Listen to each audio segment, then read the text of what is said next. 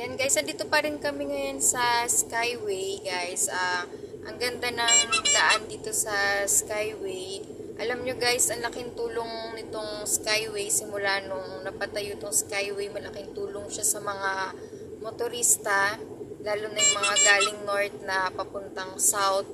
At sobrang laking tulong niya dahil wala ka nang madadaan ng mga traffic, hindi ka nadadaan sa baba na sobrang traffic. Kaya kung talagang nagmamadali ka, pwede kang dumaan dito sa Skyway. Sobrang bilis lang ng biyahe guys, mula north pa south. So sobrang laking tulong talaga nitong Skyway na to sa mga motorista. At sa client po namin, nag-shoutout lang po namin siya kasi pumayag po siyang mag-Skyway kami. At dahil doon wala po kaming madadaan ng traffic at mabilis din po namin ma-deliver yung gamit ni client.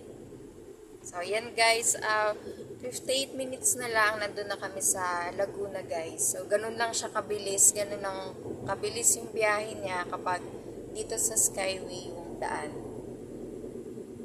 Yan, sobrang ganda ng daan dito sa Skyway guys kasi mataas siya, kaya makikita mo yung view sa baba. Medyo maulan ngayon guys, umaambon ngayon dito.